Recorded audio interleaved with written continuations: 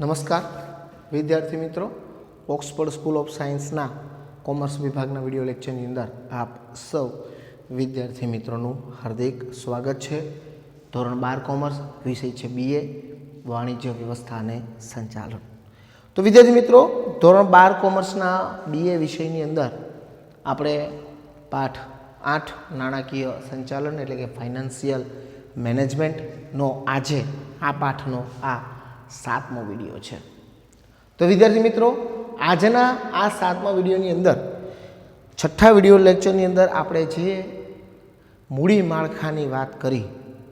મૂડી માળખું એટલે ધંધાકીય એકમ એટલે કે કંપનીને મૂડી ભંડોળ પ્રાપ્ત કરવા માટે કંપની દ્વારા ઉપયોગમાં લેવાયેલા જે જુદા જુદા પ્રાપ્તિ સ્થાનો છે એ પ્રાપ્તિ સ્થાનોનું મિશ્રણ કે સંયોજન એટલે મૂડી માળખું. વિદ્યાર્થી મિત્રો, કોઈ પણ કંપની હોય એ કંપનીની શરૂઆત થાય એટલે કે સ્થાપના થાય, કંપનીનો વચગાળા દરમિયાન વિકાસ થાય, આધુનિકરણ થાય, એનું ઔદ્યોગિકરણ થાય, કે કંપનીને રોજબરોજના કાર્ય માટે કે કંપનીના કોઈ પણ પ્રકારની પ્રવૃત્તિઓ હોય એના માટે મૂડીની જરૂર પડે. એટલે આ મૂડીનું સંચાલન કરવા માટે આપણા જે કંપનીના સંચાલક છે એની અંદર એક નાણાકીય સંચાલન એટલે કે ફાઇનાન્શિયલ મેનેજમેન્ટની એક શાખા છે. આ શાખા દ્વારા પોતાની કંપનીમાં કે પોતાના કારખાનાની અંદર એક આદર્શ મૂડી માળખુંની રચના કરવામાં આવે છે, જેથી ધંધાકીય એકમની જે તમામ પ્રવૃત્તિઓ છે એ પ્રવૃત્તિઓ આપણે સમયસર પૂર્ણ કરી શકીએ અને એ પ્રવૃત્તિ માટે આપણે જરૂરી મૂડી ભંડોળનો ઉપયોગ કરી શકીએ. હવે ધંધાકીય એકમની અંદર ઉત્પાદનની પ્રવૃત્તિ હોય, ખરીદીની પ્રવૃત્તિ હોય, વેચાણની પ્રવૃત્તિઓ હોય, આ બધી જ પ્રવૃત્તિ માટે જે મૂડીની જરૂર પડે એ મૂડીના યોગ્ય રીતે સંચાલન, જેથી મૂડીનો અષ્ટતમ ઉપયોગ થાય એ ખૂબ જરૂરી છે. એમાં ખાસ કરીને મૂડીના જ્યારે મૂડીને લગતા કોઈ પણ સંચાલકે નિર્ણય લેવાના થાય ત્યારે આપણે જોયું કે 2 પ્રકારના નિર્ણયને ખાસ ધ્યાનમાં લેવામાં આવે છે. જેમાં પહેલી બાબત એ છે કે આપણે હવે પછીની પ્રવૃત્તિ કરવા માટે ભવિષ્યમાં મૂડીની કેટલી જરૂર પડે એના અંદાજ કાઢવામાં આવે અને એ અંદાજને આધારિત આ મૂડી ક્યાંથી પ્રાપ્ત કરવી અથવા તો એના કયા પ્રાપ્તિ સ્થાનો છે એ બધા જ પ્રાપ્તિ સ્થાનોનું સંયોજન કરવું અને એમાંથી વધે ઓછે પ્રમાણમાં મૂડી મેળવવી. તો આપણે ગત વિડીયો લેક્ચર 6ની અંદર એક મૂડી માળખાની પ્રસ્તાવના અને મૂડી માળખાની અર્થ અને વ્યાખ્યાની આપણે પરિચિત થયા. તો એ મુજબ આપણે એવું જોયું કે ભાઈ મૂડી મેળવવાના જે જુદા જુદા પ્રાપ્તિ સ્થાનો છે, જેવા કે ઇક્વિટી શેર્સ છે, પ્રેફરન્સ શેર છે, ડિબેન્ચર છે, અનામત ભંડોળ છે, લોન છે, આ બધાનું મિશ્રણ કે સંયોજનને આપણે શું કહીએ છીએ તો કે મૂડી માળખું કહીએ છીએ. ત્યાર પછી હોગલેન્ડના જે સંચાલન શાસ્ત્રી હતા તેમણે એમ કીધું છે કે કંપનીએ નાણાં ઊભા કરવા માટે બહાર પાડેલા વિવિધ જામીનગીરીઓની અંદર ઇક્વિટી શેર્સ, પ્રેફરન્સ શેર, ત્યાર પછી ડિબેન્ચર, આ બધાનો સમાવેશ. આ જામીનગીરીઓ અને તેના ઉપયોગમાં લીધેલા પ્રાપ્તિ સ્થાનો વચ્ચેનું પ્રમાણ એટલે મૂડી માળખું. આવી આપણે વ્યાખ્યાઓનો અભ્યાસ કર્યો હતો. હવે તમારું થોડુંક જ્ઞાન તાજું થાય એટલા માટે હું તમને ધોરણ 12ના વિદ્યાર્થીઓને 11માનું યાદ કરવા માગું છું કે ધંધાકીય એકમમાં મૂડીના પ્રાપ્તિ સ્થાનો એવો ધોરણ 11ની અંદર BAની અંદર આપણે પાઠ આવે છે કે જેની અંદર આપણે માલિકીની મૂડી અને ઓછીની મૂડી આ બંને પ્રકારની મૂડીઓની ચર્ચા આપણે કરી લીધી છે. એટલે ઇક્વિટી શેર્સ કોને કહેવાય, પ્રેફરન્સ શેર કોને કહેવાય, ડિબેન્ચર કોને કહેવાય, સૌથી પહેલાં પૈસા પરત મેળવવાનો અધિકાર કોને હતો, એ બધી જ ચર્ચા આપણે ધોરણ 11માં કરી ચૂક્યા છે. માત્ર આપણે એ જે મૂડીના પ્રાપ્તિ સ્થાનો છે એના આધારે આપણે આપણી કંપનીના જે મૂડી માળખું છે એ મૂડી માળખાની રચના કરવાની હોય છે. તો આ બધા જે મૂડીના પ્રાપ્તિ સ્થાનો છે આ બધા જ પ્રાપ્તિ સ્થાનોનું સંયોજન એટલે કે મૂડી માળખું. પરંતુ વિદ્યાર્થી મિત્રો, અહીં આપણો આજનો પ્રશ્ન છે, આપણે ગત વિડીયો લેક્ચરની અંદર એટલે કે વિડીયો નંબર 6ની અંદર આપણે જોયું કે મૂડી માળખાની પ્રસ્તાવના, વ્યાખ્યા અને અર્થ આપો. પરંતુ આજનો આપણો જે મુદ્દો છે કે કંપનીની અંદર એક આદર્શ મૂડી માળખાની હોય તો એ આદર્શ મૂડી માળખું કેવી લાક્ષણિકતાઓ ધરાવે છે તેની ચર્ચા કરવાના છે. એમાં પહેલો જ મુદ્દો છે કે ભાઈ મૂડી માળખું કેવું હોવું જોઈએ, તો કે સરળ હોવું જોઈએ. મૂડી માળખા એવું હોવું જોઈએ જે નફાકારકતા હોવું જોઈએ. આ મૂડી માળખા દ્વારા આપણે પર્યાપ્ત નાણાંની પ્રાપ્તિ થઈ શકે. ત્યારબાદ મૂડી માળખાને કારણે જે માલિકીની મૂડી હોય અને ઉછીની મૂડી હોય એ બંને વચ્ચે સમતુલા જળવાઈ રહે. મૂડી માળખું પરિવર્તનશીલ હોવું જોઈએ, કરકસરયુક્ત હોવું જોઈએ. મૂડી માળખામાં તરલતા જાળવી રાખવી જોઈએ. ત્યાર પછી રોકાણકારોને આકર્ષક મૂડી માળખું લાગવું જોઈએ, તો જ રોકાણકારો કરે.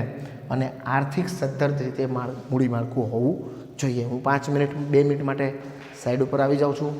તમે જોઈ શકો છો કે અહીં મેં એક મૂડી માળખાની વ્યાખ્યા લખી છે અથવા તો સર્વસામાન્ય અર્થ આપ્યો છે અને 9 જેટલા એક આદર્શ મૂડી માળખાના મેં લક્ષણો બતાવ્યા છે. આ લક્ષણો વિશે આપણે એક પછી એક શાંતિથી અને વ્યવસ્થિત રીતે સમજણ મેળવશું.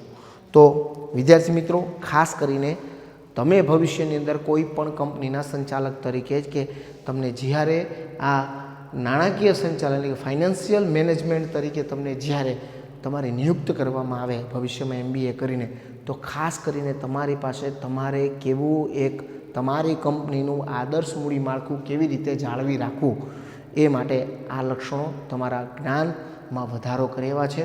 તો આ લક્ષણો વિશે આપણે સમજીએ. સૌથી પહેલી વાત એમ કીધું છે કે મૂડી માળખું સરળ હોવું જોઈએ. મૂડી માળખું સરળ હોવું જોઈએ માટે મૂડી માળખામાં ઓછામાં ઓછી જામીનગીરીઓને સ્થાન મળવું જોઈએ, જેથી વહીવટની દ્રષ્ટિએ મૂડી માળખું સરળ રહે. હવે આપણે વધુમાં વધુ જેટલી જામીનગીરીઓ બહાર પાડીએ, ઇક્વિટી શેર્સ બહાર પાડીએ, પ્રેફરન્સ શેર બહાર પાડીએ, તો જેટલા ઇક્વિટી શેર બહાર પાડે એટલા કંપનીના માલિકો વધે. અને જ્યારે પણ કંપનીનો કોઈ પણ વહીવટનો નિર્ણય લેવાનો હોય ત્યારે એમ કહેવાય ને કે એક વ્યક્તિ નિર્ણય લે એના કરતાં વધુ વ્યક્તિ નિર્ણય લે તો સારું, પણ એ નિર્ણય લેવાવાળા વ્યક્તિઓ બહુ વધી જાય ને તો શું થાય કે ક્યારેક આપણે કંઈક અભિપ્રાય લેવા જઈએ ને નાણાકીય વહીવટનો, તો એ અભિપ્રાય ડોળાઈ જાય. કારણ કે આટલે વ્યક્તિ અહીંયા 5 બેન્ચની પાર્ટ છે, તો એક સહમત આપે કે હા તમે કહો છો એ બરાબર, આ સહમત આપે હા બરાબર છે, આ એમ કે અમે સહમત નથી. બાકીના વચ્ચેને 2 હોય એ આપણાની અંદર પણ ખોચરાઈ કાઢે અમુક કે ભાઈ નહીં, આ નિર્ણય આપણે આમ કર્યું તો આપણો જે નિર્ણય લીધો એમાં આપણે ફેરફાર કરાવે. ચાલો એ તો સ્વીકારીએ છીએ, પણ એમ કહેવામાં આવે છે કે જેટલા વધુને વધુ આ મૂડી માળખાની અંદર જો જામીનગીરીઓ ઇક્વિટી શેર્સ અને જો પ્રેફરન્સ શેર પણ બહાર પાડશું તો 20 વર્ષે પ્રેફરન્સ શેરને પણ વ્યાજ સાથે મુદ્દલ સાથે ચૂકવવાના થાય, ઇક્વિટીસ એના ડિવિડન્ડ સાથે ચૂકવવાના થાય. બરાબર? એટલે ભલે એને આપણે ડિબેન્ચર બહાર પાડીએ કે જેટલી જામીનગીરીઓ બહાર પાડે ને એટલા, હું તો એમ જ કહું છું કે જેટલી જામીનગીરીઓ બહાર પાડે ને એટલી માલિકીની મૂડી વધે, અને માલિકીની મૂડી વધે એટલે જ્યારે પણ કોઈ નિર્ણય લેવો હોય તો દરેક માલિકોની સહમતિ હોવી જોઈએ. એટલે શક્ય હોય તો ઓછામાં ઓછી જામીનગીરીઓ બહાર પાડીને જો આપણે મૂડી માળખાનું કરીએ તો પછી તમને એમ થાય કે તો પછી પૈસા કંપનીને ક્યાંથી મળે, પણ એવું નથી વિદ્યાર્થી મિત્રો. ઘણી વખત એવું પણ બનતું હોય છે કે કંપનીના સારા કાર્યને કારણે કંપનીના શેરના ભાવ ઊંચા થાય તો કંપનીને પોતાના માટે જરૂરી મૂડી તો મળી જ રહે છે. એ ઉલટાકના 2000નો શેર હોય ને એ 20000 પૂગે તો કંપનીને તો 18000નો ફાયદો થયો, 18000 જેટલું મૂડી ફંડિંગ વધ્યું. ટૂંકમાં મારું એમ કહેવું છે કે જ્યારે પણ તમે કોઈ પણ એક આદર્શ મૂડી માળખું હંમેશા સરળ હોવું જોઈએ, અને સરળ મૂડી માળખું બનાવવા માટે તમે મૂડી પ્રાપ્તિ સ્થાનો મેળવવા માટે તમે જે જામીનગીરીઓ મૂડી બજારમાં બહાર પાડો છો, એટલે કે equity shares, preference share, debenture, એ શક્ય હોય તો ઓછામાં ઓછા રાખો ને. એનું સ્થાન જામીનગીરીઓને સ્થાન ઓછામાં ઓછું સ્થાન મળે ને તો વહીવટની દ્રષ્ટિએ મૂડી માળખું સરળ થઈ શકે. એટલે શક્ય હોય તો જો તમારે તમારા ધંધાકીય એકમનું મૂડી માળખું સરળ બનાવવું હોય તો તમારે ઇક્વિટી શેર્સ તો જામીનગીરીઓ તો બહાર પાડવી જ પડે. પરંતુ ઓછામાં ઓછી તમે જો જામીનગીરીઓ બહાર પાડો, પછી એવું લાગે તો નાના સૂના વહીવટ કરવા માટે ઉછીના પૈસા લઈ આવવાના, લોન લઈ આવવાના, એમ પણ થઈ શકે. પરંતુ જો તમે જામીનગીરી ઓછામાં ઓછી પાડો તો શું થાય કે વહીવટની દ્રષ્ટિએ મૂડી માળખું સરળ રહે અને નાણાકીય નિર્ણય કોઈ પણ લેવાના થાય તો એ નાણાકીય નિર્ણય ઝડપથી લઈ શકાય. ત્યાર પછીનો બીજો જે આદર્શ મૂડી માળખાનું બીજું લક્ષણ છે નફાકારક. મૂડી માળખુંની રચના એવી હોવી જોઈએ જેથી કંપનીને નફાનો ઇષ્ટતમ નફો પ્રાપ્ત થાય. બરાબર, ભલે કંપનીની શરૂઆત થાય તરત જ કંપની નફો કરતી ન થાય, પરંતુ લાંબા ગાળે, સમયના લાંબા ગાળે પણ, લાંબા ગાળે એટલે બહુ લાંબો ગાળો નહીં, તો પછી બંધ કરી દેવી પડે કંપની. એટલે થોડાક સમય પછી સામાન્ય નફો, પછી થોડું જાય પછી અસામાન્ય નફો, પછી થોડુંક ઉપર જાય તો સામાન્ય નફા કરતાં પણ અધિક નફો. તો આવી રીતે ધીરે ધીરે મૂડી માળખું એવું હોવું જોઈએ કે એક તો મૂડી માળખું સરળ પણ હોવું જોઈએ અને પાછું મૂડી માળખું નફાકારક પણ હોવું જોઈએ. જો મૂડી માળખું નફાકારક હોય તો જ એમ કહી શકાય કે તમારું મૂડી માળખું આદર્શ છે. કારણ કે આજે મોટા ભાગના ધંધાકીય જે સ્વરૂપો છે એ ધંધાકીય સ્વરૂપો નફાના ઉદ્દેશ્યથી જ કાર્ય કરતા હોય છે. અને જો કંપનીનું મૂડી માળખું નફાકારક હોય તો જ તમારા જે રોકાણકારો છે એને તમારું મૂડી માળખું આકર્ષક લાગે, એટલે એ લોકો જમીનગીરીઓ ખરીદવા માટે તૈયાર થાય અને આપણી જમીનગીરીઓ બજારમાં ઊંચા જે સ્થાન છે એ સ્થાને જળવાઈ રહે, જેથી આપણને આર્થિક રીતે લાભ થાય. તો આપણું મૂડી માળખું છે ને એની રચના જ એવી રીતના કરવાની કે જેથી આપણે કંપનીના મૂડી માળખાને એવું આદર્શ મૂડી માળખું કે જેથી આપણને એના દ્વારા ઇષ્ટતમ નફો પ્રાપ્ત થાય. હવે ખાસ કરીને જે ત્રીજું લક્ષણ છે પર્યાપ્ત નાણાંની પ્રાપ્તિ. પર્યાપ્ત એટલે જરૂરિયાત પ્રમાણ, જેટલી જરૂરિયાત છે એટલી વસ્તુ એટલા નાણાં આપણે પ્રાપ્ત થવા જોઈએ, એવું એનો અર્થ કહેવાનો થાય છે. આપણે જે મૂડી માળખાની રચના કરીએ છીએ, ઘણી વખત એવું પણ બને કે આપણે જે મૂડી માળખાની રચના કરીએ છીએ એ મૂડી માળખા દ્વારા આપણને જેટલી મૂડીની જરૂર છે એના કરતાં ઓછી મૂડી અથવા તો આપણે વિચાર્યું હોય એના કરતાં વધુ મૂડી પણ મળવાની શક્યતા થાય છે. તો મૂડી માળખામાં જે વિવિધ પ્રાપ્તિ સ્થાનો છે, જેમ કે જામીનગીરીઓ છે, એટલે કે ઇક્વિટી શેર છે, પ્રેફરન્સ શેર છે. ઘણી વખત એવું થાય, તમે 12મા ધોરણમાં SPCCમાં ભણો છો કે તમે જ્યારે જામીનગીરીઓ બહાર પાડો ને ત્યારે તમને ઓછામાં ઓછું લઘુત્તમ તમારા શેર બહાર પાડ્યા પછી એમાંથી ઓછામાં ઓછી લઘુત્તમ તમને વળતર અમાઉન્ટ તો રકમ તો મળવી જોઈએ તો જ તમે શેર બહાર પાડી શકો. તમે 50 લાખની શેર બહાર પાડ્યા હોય, 50 લાખના શેર બહાર પાડ્યા હોય અને એમાંય તમને ઓછામાં ઓછા લઘુત્તમ તમને 35 લાખના શેર તો મળવા જ જોઈએ, તો જ તમે શેર બહાર પાડી શકો. તમને પછી 5 લાખના ખાલી શેરની વેચાય તમારા, તો પછી એ લઘુત્તમ ભર ન થાય, તો પછી એવી જામીનગીરીઓ બહાર પાડી શકાય નહીં. એટલે કે જામીનગીરીઓ એવી રીતે મૂડી માળખું એવી રીતે સજ્જ કરવું જોઈએ. મૂડી માળખાની અંદર જ્યારે મૂડી બજારની અંદર તમારે જામીનગીરીઓ બહાર પાડવી હોય ને ત્યારે કંપની સેક્રેટરીએ કંપની ધારો, સિક્યુરિટી એક્સચેન્જ બોર્ડ, આ બધી જુદી જુદી જે પછી કંટ્રોલ બોર્ડ જે છે એ બધાની સાથે ભેગા મળીને આ જામીનગીરીઓ બહાર પાડતા હોય છે. જ્યારે જામીનગીરીઓ બહાર પાડતા હોય ત્યારે એણે પોતાના જે કંપનીમાં જે જામીનગીરીઓ બહાર પાડવાની છે એના પ્રાપ્તિ સ્થાનો જે છે એ પ્રાપ્તિ સ્થાનોનું મિશ્રણ દર્શાવવું પડે કે ભાઈ અમે આટલી ઇક્વિટી શેર્સ બહાર પાડીએ છીએ, આટલા પ્રેફરન્સ શેર બહાર પાડીએ છીએ, આટલા ડિબેન્ચર બહાર પાડીએ છીએ, આટલા શેર હોલ્ડર. તો એવી રીતે જે બહાર પાડો છો એના દ્વારા કંપનીને પર્યાપ્ત એટલે કે પૂરતા પ્રમાણમાં નાણાં મળી રહે ને એવું મૂડી માળખું હોવું જોઈએ. મેં તમને ન કીધું, ઘણી વખત એવું પણ થાય કે તમે 50 લાખના મૂડી માળખાના શેર બહાર પાડ્યા હોય, તમને 50 લાખની તમારે કંપની શરૂ કરવા માટે 50 લાખ રૂપિયાની જરૂર હોય અને તમે 50 લાખના શેર બહાર પાડ્યા હોય ને તમને ખાલી 5 લાખના શેર કે 10 લાખના શેર તમારા વેચાય અને બાકીના 40 લાખના કે 45 લાખના શેર ન વેચાય, તો એવું મૂડી માળખું ન હોવું જોઈએ. ઘણી વખત એવું પણ થાય કે તમે 50 લાખના શેર બહાર પાડ્યા અને અચાનક બજારની અંદર તમારા શેરની ખરીદીની તેજી આવી જાય તો ભાવ વધી પણ જાય, તો 50 લાખને બદલે તમને 50 લાખને બદલે તમને 60 લાખ પણ મળે, 55 લાખ પણ મળે, આવું પણ થઈ શકે. પરંતુ એવું કહે છે કે ભાઈ આદર્શ મૂડી માળખાની અંદર તમે જે નાણાંના પ્રાપ્તિ સ્થાનોનું મિશ્રણ કે સંયોજન પસંદ કરો છો એ પસંદ કરેલું મિશ્રણ કે સંયોજન એવું હોવું જોઈએ કે જેના દ્વારા તમને ધંધા માટે પર્યાપ્ત નાણાં પ્રાપ્ત થઈ જાય. કે થઈ રહે, તો જ તમારું મૂડી માળખું આદર્શ કહી શકાય છે. ત્યાર પછી ચોથો મુદ્દો છે સમતુલા. ખાસ કરીને સ્થાની વચ્ચે સમતુલા વાત કરવામાં છે. ઘણી વખત આપણી પાસે માલિકીની મૂડી અને ઓછીની મૂડી, આ બે પ્રકારની મૂડી હોય છે. બરાબર. ઓછીની મૂડી એટલે આપણી દેવાની મૂડી, જેને આપણી ચૂકવણી કરવાની હોય એ. હંમેશા માલિકીની મૂડી કરતાં ઓછીની મૂડી વધી જાય ને કે બંને વચ્ચે સમતુલા ન જળવાય તો ભવિષ્યમાં નાદારી જાહેર કરવાનો અથવા તો કંપની પડી ભાંગવાનો પ્રશ્ન રહે, બંધ થવાનો પ્રશ્ન રહે. એટલે ખાસ કરીને મૂડી માળખાની અંદર ખાસ કરીને સમતુલા જરૂરી છે. કોની વચ્ચે? તો કે એક તો ધંધાકીય એકમની માલિકીની મૂડી એટલે કે ઇક્વિટી શેર્સ છે, પ્રેફરન્સ શેર છે, એ બધી, અને ઓછીની મૂડી કે જે આપણે ઓછીની લાવ્યા હોય એ, આ બંને વચ્ચે યોગ્ય પ્રમાણમાં સમતુલા જળવાય એ ખૂબ જરૂરી છે. જો ન જળવાય તો ભવિષ્યમાં આપણા ધંધાકીય એકમની અંદર આપણે નાદારીનો સામનો કરવો પડે. એટલે ખાસ કરીને એક આદર્શ મૂડી માળખાની અંદર આ માલિકીની મૂડી અને ઓછીની જે મૂડી છે આ બંને વચ્ચે સમતુલા પણ એટલી જ જરૂરી અને અગત્યની છે.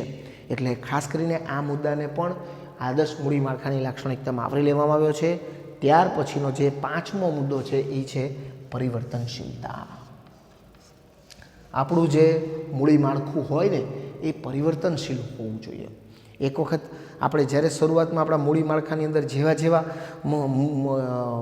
મિશ્રણ કે સંયોજનને સ્વીકાર્યા હોય, કદાચ ભવિષ્યમાં ધંધાકીય એકમોની અંદર જે આંતરિક પરિબળો કે બાહ્ય પરિબળોને કારણે ક્યારેક આપણે મૂડી માળખામાં ફેરફાર કરવાનું જણાયું તો ફેરફાર પણ કરવો પડે.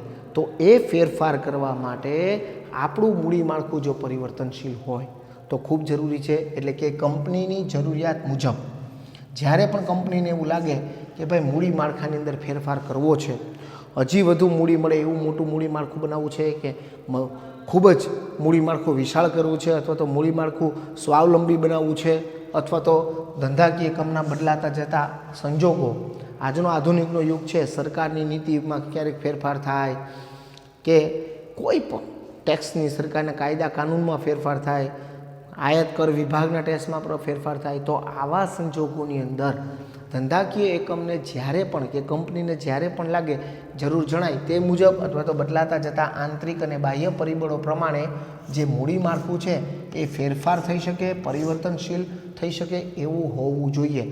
તો જ તમારું મૂડી માળખું આદર્શ હોય છે. એક વખત મૂડી માળખું બનાવી દો પછી જળના જળ જેમ કોઈ પણ પરિવર્તન આવે તો પણ એ મૂડી માળખાને તમે વળગી રહ્યો તો પછી તમારો જે મૂડી માળખાની જે આદર્શ મૂડી માળખાની જે લાક્ષણિકતાઓ છે એ લાક્ષણિકતા અહીં તો તમારું મૂડી માળખું આદર્શ કહી ન શકાય. હંમેશા દરેક વ્યક્તિ એમ કહે છે ને, વ્યક્તિએ પણ એ સંજોગો પ્રમાણે પરિવર્તનતા સ્વીકારવી પડે છે. આ કુદરત છે ભાઈ. આજે આપણે કોરોના આવ્યો એટલે આપણે પરિવર્તનને સ્વીકાર્યું, એટલે આજે આપણે ઘરે બેઠા બેઠા ઓનલાઈન ભણી શકીએ છીએ. પણ જો ન સ્વીકાર્યું હોત તો ના, હવે સ્કૂલ ખુલે ત્યારે જ ભણશું, તો આની અસર તમારા ભણતર ઉપર થાય. આટલો સમય સુધી તમે ભણતરથી વંચિત રહ્યો, પછી જ્યારે તમે આવો ત્યારે તમારા જ્ઞાનની ઉપર કેટલી ધૂળ લાગી ગઈ હોય, તમારું કેટલું તમે શિક્ષણમાં પાછળ રહ્યા ગયા હોય. એટલે તમે જ્ઞાનમાં પાછળ ન જાઓ અને તમે પણ શિક્ષણ સાથે જોડાઈ રહ્યો, એટલા માટે સ્કૂલ દ્વારા આ સરસ મજાનો પ્રયત્ન કરવામાં આવે છે, ઓનલાઈન એજ્યુકેશન. તો સ્કૂલનું પણ પોતાના જે મિશન છે, પોતાનું જે કાર્યપ્રણાલી છે એ પણ કેવી છે? પરિવર્તનશીલ છે. એટલે એમ કહી શકીએ કે કુલ ઓક્સફર્ડ સ્કૂલની જે આપણી કાર્યપ્રણાલી છે એ ખરેખર આદર્શ છે. વિદ્યાર્થીઓને વધુને વધુ ફાયદો થાય એ ધ્યાનમાં રાખીને પોતાના કાર્યપ્રણાલીમાં શું કરે છે તો કે સમય અને સંજોગો પ્રમાણે ફેરફાર કરે છે. એમ આપણે પણ આપણી કંપનીમાં જે મૂડી માળખું છે એની જરૂરિયાત મુજબ બદલાતા જતા સંજોગો પ્રમાણે મૂડી માળખામાં જરૂરી ફેરફારો કે પરિવર્તનો કરવા જોઈએ. ત્યાર પછી આપણું મૂડી માળખું કેવું હોય છે? કરકસરયુક્ત હોવું જોઈએ. એવું નથી ચિકાસ કરવા નથી કહેતો. આપણે જે ઘરમાં દાખલા તરીકે 100 રૂપિયાનો ખર્ચો કરવો પડતો ત્યાં 10 રૂપિયામાં કેમ કામ થાય એમ નથી કહેતો. જો શું કહે છે, મૂડીની પડતર.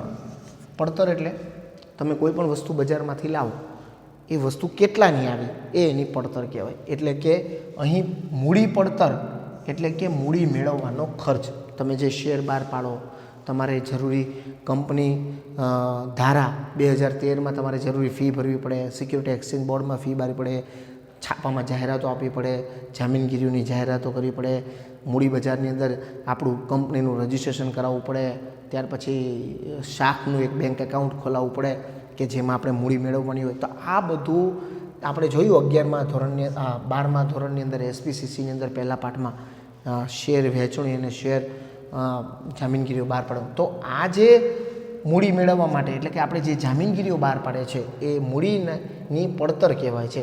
એ મૂડી બહાર પાડવાનો જે ખર્ચ થાય છે, મૂડી મેળવવાનો જે ખર્ચ થાય છે, એ ખર્ચ લઘુત્તમ થાય એ રીતે વિવિધ પ્રાપ્તિ સ્થાનોનું મિશ્રણ કે સંયોજનો થવું જોઈએ. આપણે જે મૂડી માળખા અંતર્ગત જે જામીનગીરીઓનું કે મૂડીના પ્રાપ્તિ સ્થાનોનું જે સંયોજન કે મિશ્રણનું આપણે જે પસંદગી કરીએ છીએ એ સંયોજન અને મિશ્રણમાં આપણે એવી જ જામીનગીરીઓનો સ્વીકાર કરવી કે એવા જ પ્રાપ્તિ સ્થાનો સ્વીકાર કરવા કે જે લઘુત્તમ ખર્ચ એ મેળવી શકાય. લઘુત્તમ મૂડી પડતર એટલે કે ઓછામાં ઓછા મૂડી ખર્ચે આપણને આપણા ધંધાકીય એકમમાં જે મૂડી મળશે, નાણાં છે એ મળી રહે. એટલે અહીં મૂડી માળખાને કરકસરયુક્ત કીધું છે. આ પણ આદર્શ મૂડી માળખાનું એક લક્ષણ છે. ત્યાર બધી વાત કરી છે તરલતા. તરલતા એટલે તમે કીધું ને શેર બજાર, તમે કોઈ પણ પ્રકારના મ્યુચ્યુઅલ ફંડમાં કે રોકાણ કરવા જાઓ એટલે તમને એમ કહેવામાં આવે કે ભાઈ તમે જે મ્યુચ્યુઅલ ફંડ ખરીદો છો એ શેર બજાર આધારિત છે. શેર બજારમાં ક્યારેક મ્યુચ્યુઅલ ફંડની કિંમત ઊંચી પણ થઈ જાય, ક્યારેક ઊંચી પણ થઈ નીચી પણ થઈ જાય. મારા પપ્પાનો એક શેર, હું વાત કરું છું, ઉદાહરણ આપું છું કે મારા પપ્પાનો એક મ્યુચ્યુઅલ ફંડ હતો, બરાબર, એ 3 લાખ રૂપિયાનો હતો, બરાબર. ક્યારેક 3,24,000 થઈ ગયો હતો, ક્યારેક 3,20,000નો થઈ ગયો હતો. પણ હમણાં આ લોકડાઉનમાં શેર બજાર એકદમ નીચે ગયું તો 2,12,000 પહોંચી ગયો. તો આટલું બધું ખોટ પણ ચાલે. એટલે તરલતા પણ ખાસ કરીને તરલતામાં જે અહીંયા વાત કરી છે એ છે કે જો તમારે તમારી ધંધાની બજાર, નાણાકીય બજારની અંદર તમારી તરલતા જાળવી રાખવી હોય તો કંપનીએ શું કરવું જોઈએ? તો કે કંપનીએ પોતાની જવાબદારીઓ વિશેષ રીતે નિભાવવી જોઈએ, જેથી કરી જે દેવાની ચૂકવણી હોય એ સમયસર કરી દે તો દેવાદાર બીજી વખત પણ આપણે જ્યારે પૈસાની રોકાણ કરવાનું થાય ત્યારે રોકાણ કરવા તૈયાર થાય. આપણે એને એકવાર વાયદો આપીએ, બીજી વાર વાયદો આપીએ, ત્રીજી વાર વાયદો આપીને પછી એમ કહે કે હવે તમે રોકાણ કરો, તો આપી પણ દઈએ. આપણે એના પૈસા રાખવા નથી, આપણે એની દેવાની કોઈ રકમ રાખવી નથી, પણ આપી પણ દઈએ. પણ વાયદા આપ્યા હોય, એકવાર આપણે વાયદા આપ્યા એટલે બીજી વાર કોઈ પણ રોકાણકાર આપણી પાસે રોકાણ કરવા માટે અચકાય કે આ ભાઈ સમયસર દેવાની ચૂકવણી કંપની કરતી નથી. કંપનીનું મૂડી માળખું આમ જોવા જોઈએ ને તો તરલતાની દ્રષ્ટિએ આદર્શ નથી. જો તમારે તમારી કંપનીનું મૂડી માળખું આદર્શ બનાવવું હોય તો તમારે તમારી કંપનીની કેટલીક જવાબદારીઓ કે દેવાની ચૂકવણીઓ સમયસર કરવી જોઈએ, જેથી બજારની અંદર તમારી કંપનીની તરલતા જળવાઈ રહે. ત્યાર પછી છે રોકાણકારોને આકર્ષણ. તમારી કંપનીમાં જે વિવિધ રોકાણકારો છે, ઇક્વિટી શેરમાં રોકાણકારો છે, પ્રેફરન્સ શેરમાં રોકાણકારો છે, ડિબેન્ચરમાં રોકાણકારો છે, આ બધા જ રોકાણકારો વિવિધ પ્રકારના હોય છે અને આ બધાનું રોકાણ કરવા પાછળનો હેતુ પણ જુદો જુદો હોય છે. એટલે કે રોકાણકારો વિવિધ પ્રકારના હોય છે. કેવા મનસ્વીના હોય છે એનું રોકાણ ઘણાને એમ હોય છે કે ભલે વધારે કાંઈ ન મળે તો કાંઈ નહીં, આ 2 નંબરનો પૈસો છે ને આપણે આમાં રોકી દઈએ, જેથી આપ કશે ખાતામાં બતાવાય નહીં, આના શેર લઈ લે, જામીનગીરીઓમાં રોકી દઈએ, આવું પણ કરતા હોય. અને ઘણા પાસે મૂડી ઓછી હોય પણ રોજબરોજની ટ્રેડિંગ કરતા હોય. આજે શેર લીધા, ભાવ વધ્યા, કાલે વેચી નાખ્યા. ઘણાને લાંબા ગાળાનું રોકાણ કરવું. આવા રોકાણકારો વિવિધ પ્રકારના હોય છે.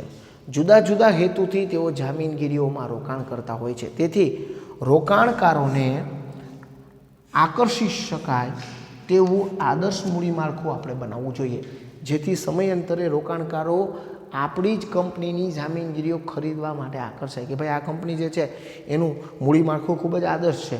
દર વખતે સારામાં સારું દિવાળી પર બોનસ આપવામાં આવે છે. ઇક્વિટી શેર્સની ના જે ઓલા આપવામાં આવે છે ડિવિડન્ડ, એ ડિવિડન્ડ પણ સારામાં સારું કંપની પોતાના નફામાંથી સારામાં સારું ડિવિડન્ડ આપી શકે. તો આપણી ડિવિડન્ડ નીતિ પણ આપણે આદર્શ બનાવવી જોઈએ. ટૂંકમાં રોકાણકારોને આકર્ષી શકાય, જેથી રોકાણકારો આ બજારની અંદર આપણે કોઈ પણ નવી જામીનગીરીઓ ભવિષ્યમાં આપણે આપણા ધંધાનો વિકાસ કરવો હોય કે આર્થિક સદ્ધરતા લાવવી હોય તો રોકાણકારોને જો આપણો જામીનગીરીઓ આકર્ષક લાગે તો જ રોકાણ કરી શકે છે. ત્યાર પછી 9મો મુદ્દો છે આર્થિક સદ્ધરતા. મૂડી માળખાની અંદર 2 પ્રકારની મૂડી આવે. આપણે 11મા ધોરણની અંદર 8મા પાઠમાં જોયું કે ભાઈ માલિકીની મૂડી અને ઓછીની મૂડી. માલિકીની મૂડી એટલે કે ઇક્વિટી શેર્સ ને એ બધી માલિકીની મૂડી કહેવાય. દાખલા તરીકે કંપનીએ નાદારી પણ જાહેર કરે અથવા તો કંપની કદાચ દેવાળું પણ દેવામાં આવે તો કંપનીની મિલકત વેચતા કે કંપનીની બધી જ મિલકતો વેચતા વધે તો જ ઇક્વિટી શેર હોલ્ડરને આપવાનું, નકર ઇક્વિટી શેર હોલ્ડરને આપવા માટે બંધાયેલા નથી. પરંતુ જે કંપનીની ઓછીની મૂડી હોય છે એનું તો દેવું ચૂકવવી પડે. એટલા માટે એમ કહેવામાં આવે છે કે મૂડી માળખામાં ઓછીની મૂડી એટલી હદ સુધી ન વધવી જોઈએ કે જેથી કંપની પોતે કમાઈને વ્યાજ ચૂકવવામાં બોજો જ ન સહન કરી શકે અને જેને કારણે કંપનીનું નાદારીનું જોખમ રહે. એટલે હંમેશા કંપનીએ પોતાની જે પણ મૂડી બહાર પાડતી હોય એ મૂડીની અંદર શક્ય હોય તો જે ઓછીની મૂડી છે એનું પ્રમાણ ઓછું રાખવું. માલિકીની મૂડી કરતાં ઓછીની મૂડી જો ઓછી હોય ને તો કંપનીને વ્યાજની ચૂકવણી પણ ઓછી કરવાની થાય અને સમયાંતરે જેમ કહેવાય ને તરલતા જાળવવા માટે દેવાની ચૂકવણી સમયસર થઈ શકે. એટલે કે આદર્શ મૂડી માળખા માટે જો આપણે મૂડી માળખાને આદર્શ કરવું હોય તો મૂડી માળખાની સદ્ધરતા હોવી જોઈએ. આપણી પાસે આપણું મૂડી માળખું સદ્ધર હોવું જોઈએ. તો આવા સદ્ધર મૂડી માળખા માટે હંમેશા આપણે ઓછીની મૂડીનું પ્રમાણ માલિકીની મૂડી કરતાં ઓછું રાખવું જોઈએ. તો વિદ્યાર્થી મિત્રો, અહીં આપણા 9 લક્ષણોને આપણે ચર્ચા કરી. હું થોડીક વાર માટે સાઈડ ઉપર આવી જાઉં છું અને એક વખત ફરી આ બધા જ લક્ષણોની હું ચર્ચા કરું છું. તમે તમારી ક્લાસ વર્ગની જે નોટબુક છે એની અંદર આ વિડીયો પોઝ કરીને લખી લેજો, જેથી તમને જ્યારે પણ પુનરાવર્તન કરવાનું આવે ત્યારે તમે સરળતાથી પુનરાવર્તન કરી શકો. આદર્શ મૂડી માળખાની લાક્ષણિકતાઓ. સૌથી પહેલાં આદર્શ મૂડી માળખું એટલે કે જરૂરી મૂડી ભંડોળ પ્રાપ્ત કરવા માટે કંપનીએ ઉપયોગમાં લીધેલા જુદા જુદા પ્રાપ્તિ સ્થાનોનું મિશ્રણ કે સંયોજન એટલે કે મૂડી માળખું. ત્યાર પછીનું પહેલું જે લક્ષણ જે છે આદર્શ મૂડી માળખાનું એ છે કે મૂડી માળખું સરળ હોવું જોઈએ. મૂડી માળખું સરળ હોવું જોઈએ માટે મૂડી માળખામાં ઓછામાં ઓછી જામીનગીરીઓને સ્થાન આપવું જોઈએ. એટલે કે જામીનગીરીઓ જે આપણે બહાર પાડીએ છીએ એ શક્ય હોય તો ઓછામાં ઓછી બહાર પાડવી, જેથી વહીવટની દ્રષ્ટિએ મૂડી માળખું કેવું રહે, સરળ બને છે. ત્યાર પછી બીજું લક્ષણ છે નફાકારકતા. મૂડી માળખાની રચના એવી રીતે થવી જોઈએ કે જેથી કંપનીનો નફો ઇષ્ટતમ મળી રહે. ખાસ કરીને દરેક કંપની જે છે એ ખાસ કરીને નફો મેળવવા માટે કાર્ય કરતી હોય છે. કંપનીના અસ્તિત્વ માટે નફો જવાબદાર છે. નફા વગર કોઈ પણ કંપનીનું અસ્તિત્વ રહેતું નથી. ત્યારબાદ આપણે જે મૂડી માળખું બહાર પાડીએ છીએ એ મૂડી માળખાના જે વિવિધ પ્રાપ્તિ સ્થાનો છે, મિશ્રણો છે, સંયોજનો છે, તેના દ્વારા આપણને જે મૂડી પ્રાપ્ત થાય છે એ આપણી જરૂરિયાત પ્રમાણે પર્યાપ્ત મળી રહે એ ખૂબ જરૂરી છે. એટલે કે પર્યાપ્ત નાણાંની પ્રાપ્તિ પણ આપણે આદર્શ મૂડી માળખામાં થવી જોઈએ. ત્યાર પછી ચોથો મુદ્દો છે સમતુલા. ધંધાકીય એકમમાં 2 પ્રકારની મૂડી આવે છે. એક માલિકીની મૂડી આવે ને ઓછીની મૂડી આવે, જેને આપણે દેવાની મૂડી કહીએ. આ બંને વચ્ચે યોગ્ય સમતુલા જાળવવી જોઈએ. જો ભવિષ્યની અંદર માલિકીની મૂડી કરતાં ઓછીની મૂડી વધી જાય અને તરલતા ન જાળવી શકીએ તો કંપનીનું નાદારી જાહેર કરવાનું પણ જોખમ રહે છે. માટે માલિકીની મૂડી અને ઓછીની મૂડી આ બંને વચ્ચે યોગ્ય પ્રમાણમાં સમતુલા જળવાય એ ખૂબ જરૂરી છે. ત્યાર પછી છે પરિવર્તનશીલતા. કંપનીની જરૂરિયાત મુજબ અને બદલાતા સંજોગો પ્રમાણે મૂડી માળખામાં ફેરફાર કે પરિવર્તનશીલ થવું જોઈએ. કરકસરયુક્ત. મૂડીની કરકસર એટલે અહીં ચિકાસ કરવાની વાત નથી, પણ એમ કહે છે કે મૂડીની પડતર, આપણે જે મૂડી મેળવીએ છીએ આ મૂડી માળખા દ્વારા એક જે મિશ્રણ કે સંયોજન પસંદ કરીએ છીએ એના દ્વારા મૂડી મેળવવાનો જે ખર્ચ થાય એ લઘુત્તમ થાય, જેથી વિવિધ પ્રકારના સ્થાનોનું મિશ્રણ અને સંયોજન એવું હોવું જોઈએ. તરલતા જળવાઈ રહે તે જરૂરી છે. કંપનીએ તેની જવાબદારીઓ કે દેવાની ચૂકવણી સમયસર કરી દેવી, જેથી બજારમાં કંપનીની તરલતા જળવાઈ રહે. ત્યાર પછી 8મો મુદ્દો છે રોકાણકારોને આકર્ષક.